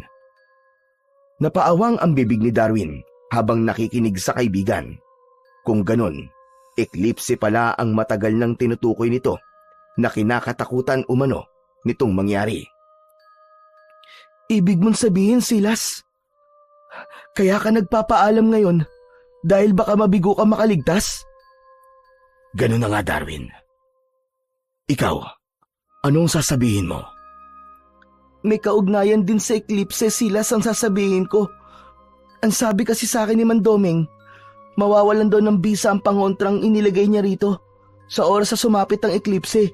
Kaya kailangan kong umalis bago mangyari yun. Kung ganun, kaya mo rin ba ako gustong makita para magpaalam? Oo, Silas. Hindi ko kasi alam kung anong klaseng panganib ba naghihintay sa akin sa labas eh. Kaya hindi ko tiyak kung magagawa ko pang makabalik dito. May ibibigay ako sa iyo, Darwin. Sa tingin ko, mas mabuting sa iyo ito mapunta kaysa mapasakamay pa ng mga gabunan. Pagkasabi nun, ay may iniluwa itong isang maliit na bagay na hugis bilog. Humikinang yun na parang isang brilyante. Ano to, Silas? Tanong ni Darwin nang mapasakamay niya ang bagay na yon. Hiyas o mutya ang tawag dyan. Yan ang sumisimbolo ng pagiging engkanto namin. Yan ang nagbibigay sa amin ng karagdagang lakas at kapangyarihan. Kung ganun, bakit mo to binibigay sa akin? Kailangan mo to, di ba? Katulad ng sinabi ko sa'yo, kahinaan sa amin ang hatid ng darating na eklipse. Hindi ko rin magagamit yan. Mas mabuti nang ibigay ko sa iyan kaysa mapunta sa kamay nila. Magagamit mo yan paglabas mo rito sa gubat. Bibigyan ka niyan ng kakaibang lakas para harapin ang anumang panganib na naghihintay sa'yo. Pero Silas, paano ka? Huwag mo kong intindihin. Ayos lang ako. Tanggap ko na mga posibleng mangyari. Isa talaga sa dahilan kung bakit ako nagpakita sa'yo dahil gusto kong ibigay sa iyan para kaya mong protektahan ang iyong sarili. Hindi ko kasi alam kung makakapunta pa ako sa oras na kailanganin mo ko. Gustong maiyak ni Darwin ng mga sandaling yon. Sa kabila ng lahat, kaligtasan niya pa rin ang iniisip ng kanyang kaibigan. Maraming salamat dito, Silas. Pangako, iingatan ko to. Kapag mangyari na magkita ulit tayo, ibabalik ko to sa'yo, Silas. Sapat na sa aking alam kong nasa mabuting kamay ang pinakamahalagang bagay sa akin. O paano, Darwin? Aalis na ako. Hanggang sa muli. Paalam, kaibigan. Bago pa man makasagot si Darwin, ay nawala na sa paningin niya si Silas. Buong magdamag na hindi nakatulog si Darwin ng gabing yon. Iniisip niya ang kanyang kaibigan. Sobra siyang nalulungkot dahil sa isiping yun na huli na nilang pagkikita. Bago sumikat ang araw, ay isang desisyon ang napagpasya niya. Hindi po ako sasama sa inyo ngayon, Mandoming. Ano ka mo? Ngunit bukas ng eklipse. Kung hindi ka sasama sa akin ngayon, hindi na kita mababalikan bukas. Anong nakain mo at nagbago ang isip mo? Nasa panganib po kasi ang buhay ng kaibigan ko. Hindi ko kayang umalis na lang at iwan siya. Ito bang kaibigan na tinutukoy mo ay yung kaibigan mong engkanto?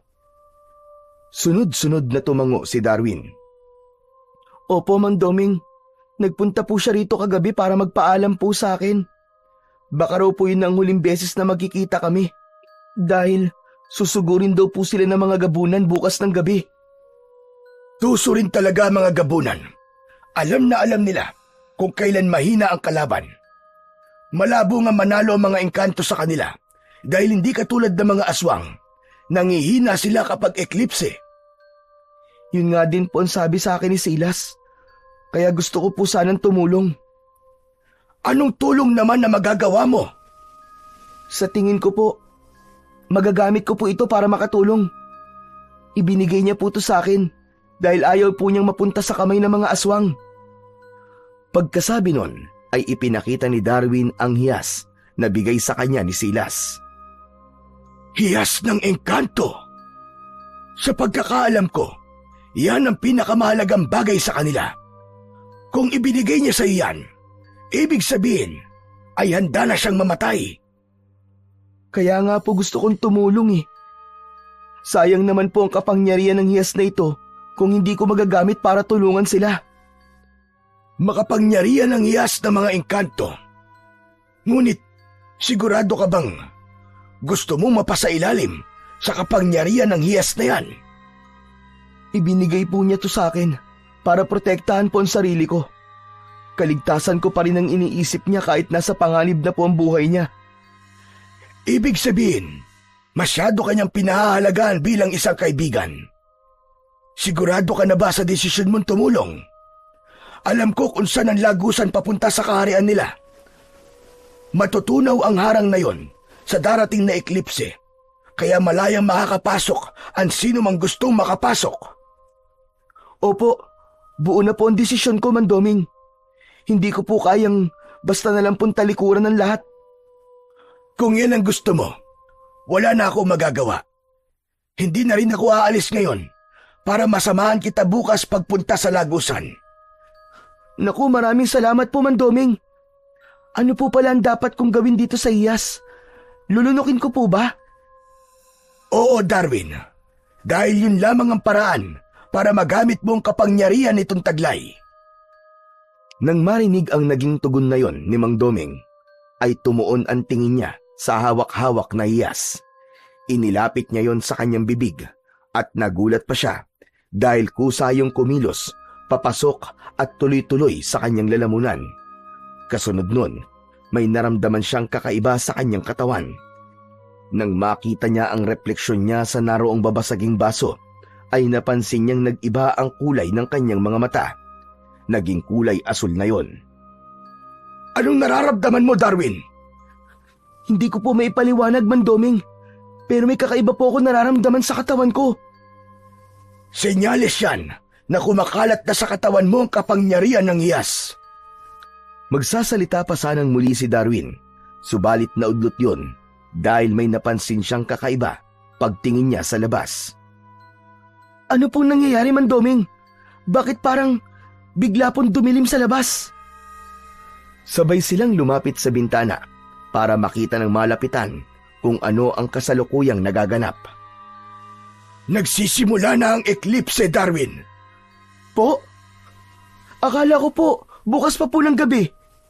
Yun nga rin ang pagkakaalam ko. Pero mukhang mali tayo pareho. Tumingala si Darwin sa langit at nakita niyang kalahati na ng araw ang natatakpan ng mamula-mulang buwan. Naglalabasan na sila, Darwin. Ihanda mo ang sarili mo. Kahit nandito tayo sa loob, magagawa nila tayong lapitan. Inilibot ni Darwin ang paningin sa paligid. Isa-isa na ngang nagsisilabasan ang mga aswang sa gubat. Ilang sandali pa ay napapalibutan na sila. Kung gusto mo makarating tayo sa kaharian ng kaibigan mo, kailangan muna nating makaligtas sa mga yan. Nakahanda na po ako, Mandoming. Dito lang po kayo sa tabi ko. Umalis sa bintana si Darwin at nagpatiunang maglakad palabas ng kubo. Isa sa mga yawang aswang ang kagad na umatake sa kanya. Subalit bago pa man yun tuluyang makalapit, ay nakadampot na siya ng isang putol na kahoy at inihagis niya yun pasalubong dito. Natamaan sa dibdib ang aswang at tumilapon papalayo. Dahil sa ginawa niya, naalarma ang ibang aswang na naroroon. Nagsimulang umatras sa mga ito at tila nakaramdam ng takot. Ano pong nangyayari, Mandoming? Bakit po sila umaatras? Sa tingin ko, nakikita nila sa iyo ang kapangyarihan ng isang engkanto, kaya sila natatakot. Alam nilang wala silang laban sa iyo. Kung ganun, tara na po, Mandoming. Saan po ba tayo dadaan? Nagsimulang maglakad si Mang Doming at kagad naman siyang sumunod. Habang naglalakad ay alerto sa paligid si Darwin. Nakasunod sa kanila ang mga aswang pero wala na ni isa ang nagtatangkang sumugod. Sa tingin ni Darwin ay hinihintay lamang ng mga ito na mahiwalay sa kanya si Mang Doming para gawing biktima. Halos isang oras din sila sumuot sa kung saan-saan bago sila nakarating sa tapat ng isang malaking puno na nagliliwanag. Nandito na tayo, Darwin.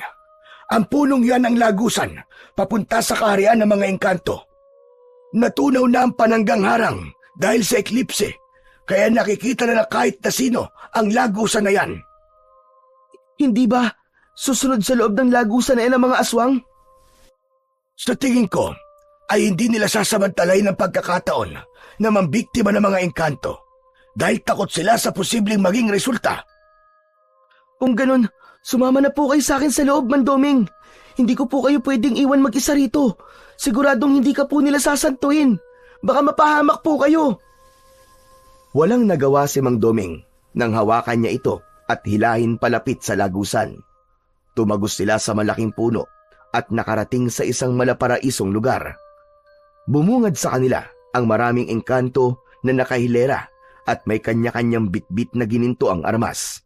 Tila nakahanda na mga ito sa pagdating ng mga kalaban. Nang makita siya ni Silas, ay kagad siya nitong nilapitan. Darwin, anong ginagawa mo rito? Akala ko ba aalis ka na? Hindi na ako tumuloy, Silas. Gusto kong tumulong sa inyo. Anong klase akong kaibigan kung iiwan kita sa gitna ng panganib? Hindi ko alam na kaya mong gawin ito para sa akin. Maraming salamat sa iyo, Darwin. Wala ito kumpara sa mga naitulong mo sa akin. Kundi dahil sa iyo, kaibigan, bulag pa rin ako hanggang ngayon. Hindi na muling umimik si Silas. Sa halip, ibinigay nito sa kanya ang isang gininto ang sibat.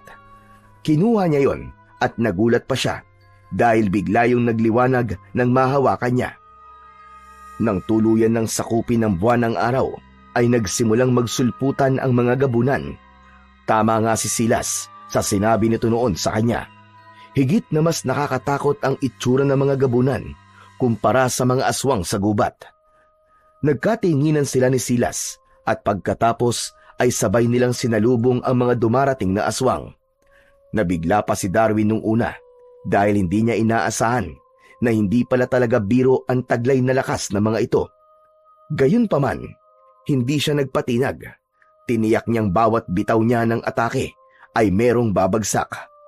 Habang nakikipagpambuno siya sa isa, ay bigla na lang may umatake sa kanya mula sa likuran at sinakmal siya sa batok. Ang ginawa niya, pinaikot niya ang hawak niyang sibat at sinaksak sa tagiliran ng aswang na nasa kanyang likuran. Darwin, may sugat ka. Ayos lang ako, Silas. Malayo sa bituka to. Teka, may sugat ka rin. Napatingin si Darwin sa tagiliran nitong may mahahabang kalmot. Umaagos ang kulay berdeng likido mula roon. Wala ito. Huwag mo nalang pansinin. Muli silang bumalik sa pakikipaglaban. Ilang beses pa siyang nasakmal at nakalmot, subalit hindi pa rin siya sumuko. Nang tumingin siya kay Silas, nagulat siya nang makita niyang sakmal-sakmal ito sa leeg ng isang aswang. Hindi siya nag-aksaya ng oras. Pinalipad niya ang hawak niyang armas at tumama yon sa leeg mismo ng aswang. Nagmamadali niyang nilapitan ng aswang pagkatapos nitong bumagsak. Silas, ayos ka lang ba? Tumakas ka na. Hindi natin sila kaya. Madadamay ka lang kapag nanatili ka pa rito. Hindi, Silas. Hindi ako aalis dito. Hindi kita iiwan. Hindi mo ba nakikita? Malabo tayong manalo. Nang marinig ang sinabing yon ng kaibigan, ay tumingin si Darwin sa paligid. Nakakalat sa paligid ang mga nakahandusay na bangkay ng mga engkanto. Ilan na lang ang nananatiling nakatayo at pilit na nakikipaglaban. Sige na, Darwin. Sige na. Umalis ka na. Sa halip na sundin ang sinabi nito, binuhat niya ang kaibigan at dinala sa isang tagun lugar. Dito ka lang, Silas. Babalikan kita. Akmang tatalikuran niya na sana ito, subalit bigla siya nitong hinawakan sa braso. May alam akong paraan para matalo mo sila, Darwin. Pero hindi ko yun magagawa ngayon dahil hindi ko magamit ang kapangyarihan ko. Kaya kailangan ko ng tulong mo. Ano yun, Silas? Nakahanda akong gawin. Makipag-ugnayan ka sa Iyas para tulungan kanya makontrol ang anumang bagay sa iyong paligid. Pero, paano ko yun gagawin? Wala kang ibang gagawin kung hindi andamin siya sa katawan mo. Pagkatapos nun, ang Iyas na ang kikilos para sa'yo. Sige, Silas. Gagawin ko. Dito ka lang. Hintayin mo ako makabalik. Bumalik si Darwin sa malawak na bulwagan ng kaharian, kung saan patuloy pa rin na naglalaban ang mga aswang at engkanto. Umikit siya at sinubukan niyang gawin ang pinapagawa sa kanya ni Silas. Hinagilap niya ang diwa at presensya ng hiyas sa kanyang katawan. Makalipas lamang ang ilang minuto, naramdaman niyang may kung anong nabuhay mula sa kanya. Pagdilat niya, nakita niya mula sa refleksyon niya sa ginintuang sibat na nagkulay asul na naman ang kanyang mga mata. Ang sumunod na nangyari, gamit lamang ang isip, ay nagawa niyang pagalawin ang mga punong naroroon. Nagsilabasan ang ugat ng mga ito at pumulupot sa mga aswang. Sunod niyang kinontrol ay ang mga armas na nagkalat sa paligid. Pinalutang niya ang mga yon at sabay-sabay na pinalipad papunta sa mga gabunan. Sa isang iglap, isa-isang binawian ng buhay ang lahat ng mga aswang na naroroon. Pagkatapos ng ginawa niyang yon, ay bigla siyang bumagsak. Nang muli siyang magkamalay, ay nasa loob na siya ng isang napakagandang silid. Kagad siyang nilapitan ni Silas. Mabuti naman at gising na ang aming bayani.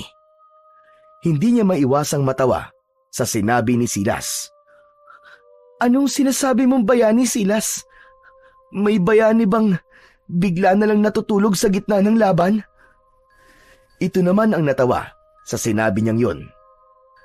Sakto naman ang pagtulog mo eh. Tapos na ang laban. Biro lang. Hindi ata masyadong kinaya ng katawan mo ang kapangyarihang pinakawalan ng hiyas. Kaya ka nawalan ng malay. Ilang oras ba ako nakatulog? 3 araw, Darwin. Natigilan si Darwin sa kanyang narinig. Parang ang hirap atang paniwalaan na 3 araw siyang walang malay. Si Mang Doming, nasan siya? Tanong niya nang maalala niya ang matanda. Nagpaalam na siya nung 1 araw pa. May mahalagang bagay pa raw siyang gagawin. Siya nga pala. Ano nang nararamdaman mo? May masakit pa ba sa'yo? Nagugutom ka ba? Sunod-sunod na umiling si Darwin bilang sagot sa tanong nito. Mabuti naman kung ganon. Maraming salamat nga pala sa tulong mo, kaibigan. Kung di dahil sa'yo, baka wala na kami. Napakabuti mong kaibigan, Darwin. Wala yon, Silas. Ginawa ko lang naman kung ano nararapat. Magkaibigan tayo eh. Ang magkaibigan, nagtutulungan. Salamat pa rin. Napakalaking bagay na nagawa mo para sa amin. Huwag mo nang isipin yun. Kaya ko lang naman nagawa yun dahil sa iyas na binigay mo sa akin. Kukunin mo na ba? Hindi, Darwin. Sa'yo na yan. May kakaharapin ka pang panganib, hindi ba? Kakailanganin mo yan. Maraming salamat, kaibigang Silas. Kinabukasan, nagpaalam na rin si Darwin kay Silas. Kailangan niya nang bumalik sa kanila at harapin ang kanyang Uncle Edwin. Inihatid siya ng kanyang kaibigan hanggang sa tapat ng lagusan. Kailangan mo ba ang tulong ko? Hindi na, Silas. Kaya ko na itong mag-isa. Sige, mag-iingat ka. Kapag kailangan mo ko, alam mo na kung paano ko tatawagin. Tinanguan niya lang ito at pagkatapos ay tumalikod na siya. Bago tuluyang lumabas sa lagusan, ay minsan pa siyang lumingon at kumaway. Paglabas niya sa gubat, napakamot siya sa sariling ulo dahil hindi niya alam ang daan palabas.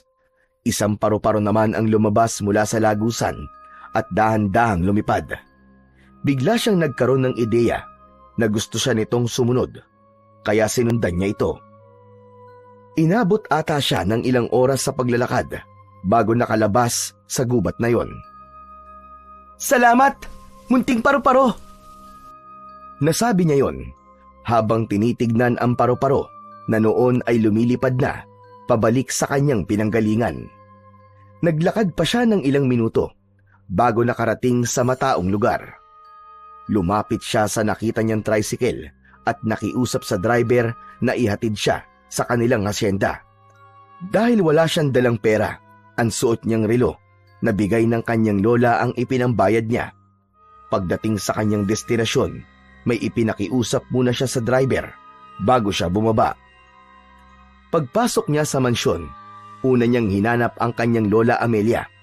Nang hindi niya ito makita sa sarili nitong silid, ay nagpunta siya sa silid niya. Doon, nakita niya itong nakaupo sa kama habang yakap-yakap ang kanyang litrato. Lola? Lumingon ito sa kanya at ganun na lamang ang tuwa nito nang makita siya. Darwin! Darwin, apo ko! Hindi na niya hinintay na tumayo ito. Siya na mismo ang lumapit para yumakap. Salamat sa Diyos! Salamat at ligtas ka, apo! Akala ko ay kung ano na nangyari sa'yo. Pasensya na po kung ngayon lang po ako nakabalik, Lola. Ano ba nangyari sa'yo, apo? Sinaktan ka ba nila? Anong ginawa nila sa'yo?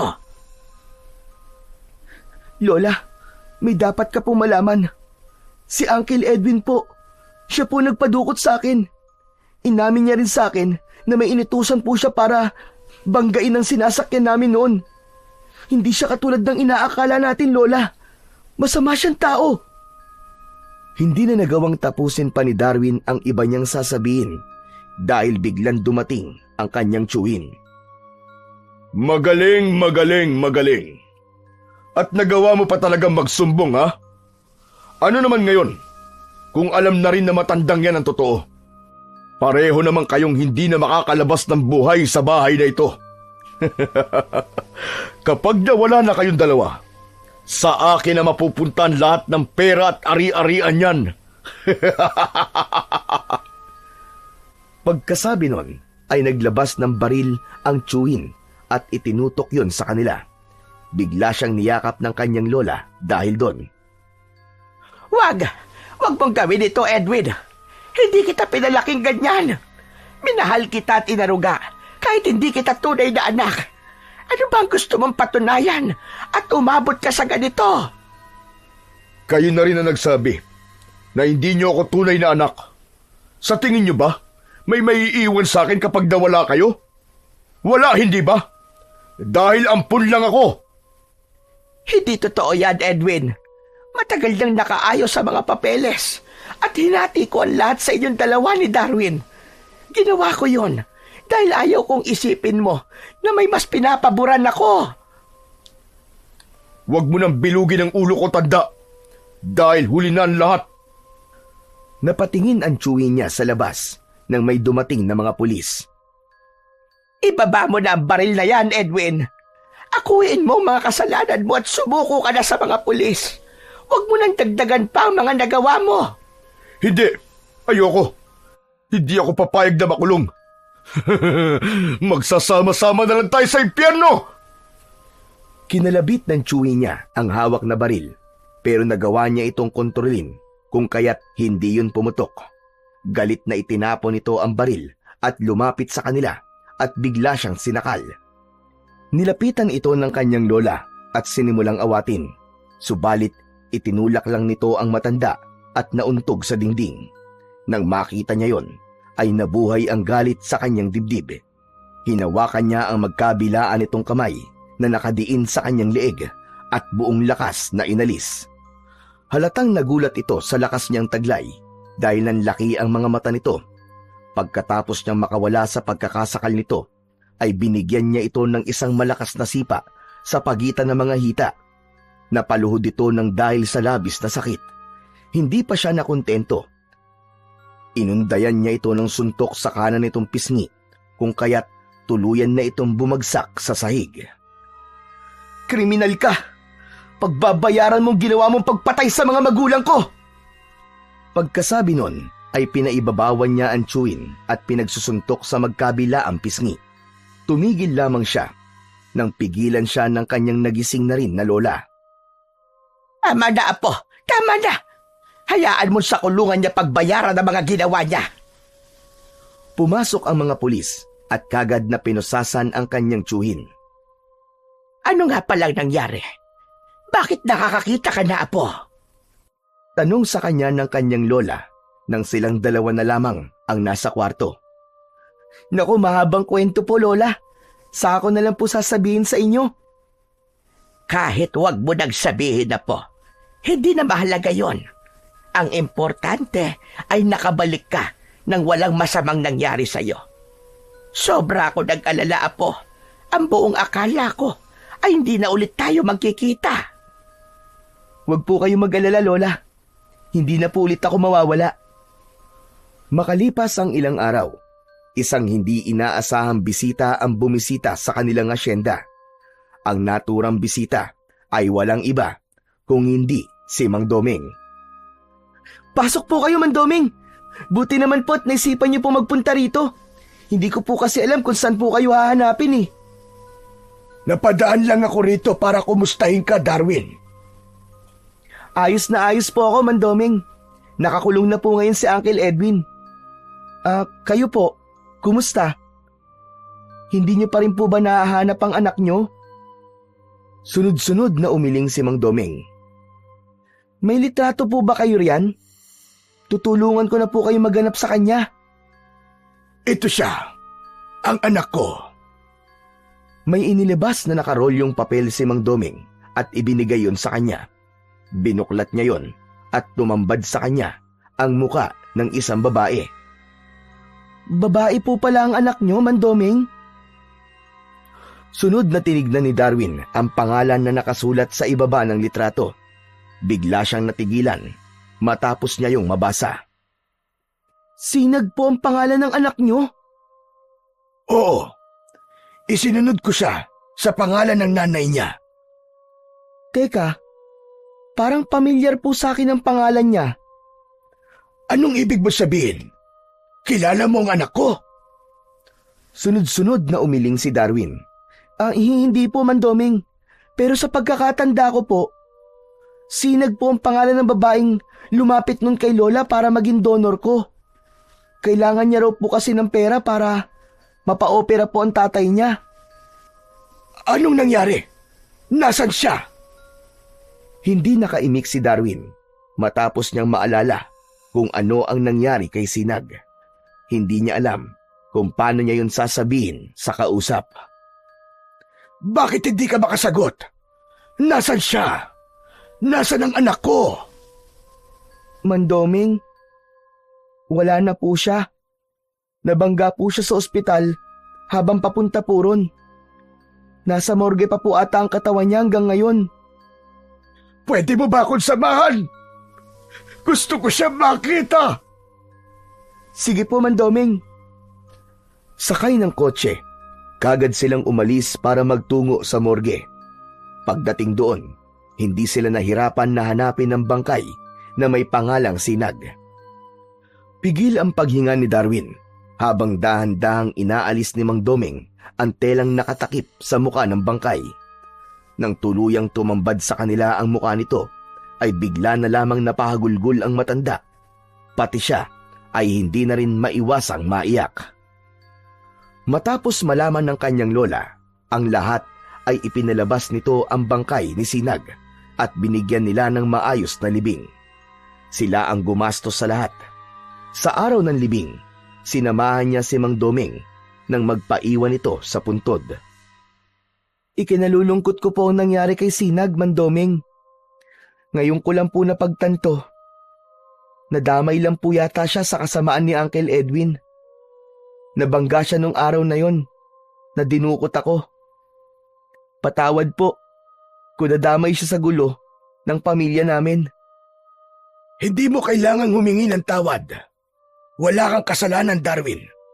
Mang Doming, nabanggit ko po sa inyo na kaya siya lumapit kay Lola dahil kailangan niya ng pera para mapa-opera ang tatay niya.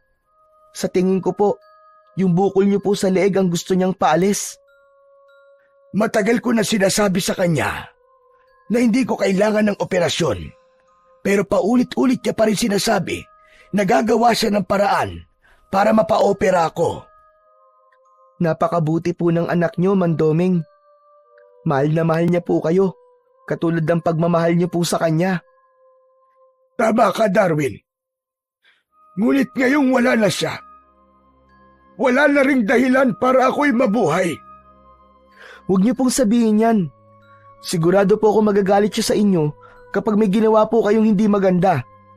Wala po siyang ibang gusto kung hindi ang humaba pa ang buhay ng tatay niya. Kaya may ipapakiusap po sana ako sa inyo. Ano yon, Darwin? Pumayag po sana kayo magpa-opera. Yun po ang gustong mangyari ni Sinag eh. Magiging masaya po siya kung mangyayari po yun. Pero may gusto po muna akong subukan. Titignan ko lang po kung makakaya kong gawin. Pagkasabi nun, ay inilapat ni Darwin ang isa niyang kamay sa bukol ni Mang Doming at pumikit. Naramdaman niyang may lumabas na enerhiya sa katawan niya at pagdilat niya, wala na ang bukol sa leeg nito. Nagawa ko, Mandoming! Wala na po ang bukol niyo sa leeg! Hala! Parang biglang gumaan nga ang pakiramdam ko! Aba! Wala na nga ang bukol ko! Maraming salamat, Darwin! Mandoming, ako po ang dapat na magpasalamat sa inyo. Kung hindi niyo po ako iniligtas nun, matagal na po sana akong wala sa mundong to. Nung papunta tayo sa lagusan, kung hindi mo ako pinotektahan, baka nilantakan na ako ng mga aswang, Darwin. Utang ko rin sa'yo ang buhay ko. Magsasalita pa sanang muli si Darwin, subalit naudlot yun dahil napukaw ang atensyon niya sa isang lalaking papalapit sa kanila. Hindi pamilyar sa kanya ang itsura nito, pero nang nginitian siya nito, ay bigla siyang nagkaroon ng ideya kung sino ito. Hanep ah, ang ganda ng forma natin ah. Muntik na kitang hindi makilala. Nilapitan niya si Silas at tinapik sa balikat. Hinihintay kong tawagin mo ko, pero abala ka yata, kaya ako na ang kusang pumunta. Pagkasabi nun, ay tumingin ito kay Mang Doming. Magandang araw po sa inyo, Mang Doming. Nagkita ulit tayo. Magandang araw din sa'yo, Silas. Mandoming, dito lang po kami sa may puno ah. Sige lang, mag-usap lang kayo. Huwag niyo kong intindihin. Niyaya ni Darwin si Silas sa ilalim ng isang puno at doon sila nagkwentuhan. Habang nag-uusap, ay biglang pumasok sa isip niya ang lahat ng mga nangyari. Hindi naging madali ang lahat. Gayunpaman, napagtagumpayan naman niyang malampasan yon. Pero alam niya sa kanyang sarili na hindi niya magagawang malampasan ang lahat kung wala ang tulong ni Mang Doming at ng kaibigan niyang engkantong si Silas. At habang siya ay nabubuhay, hinding-hindi niya ito malilimutan.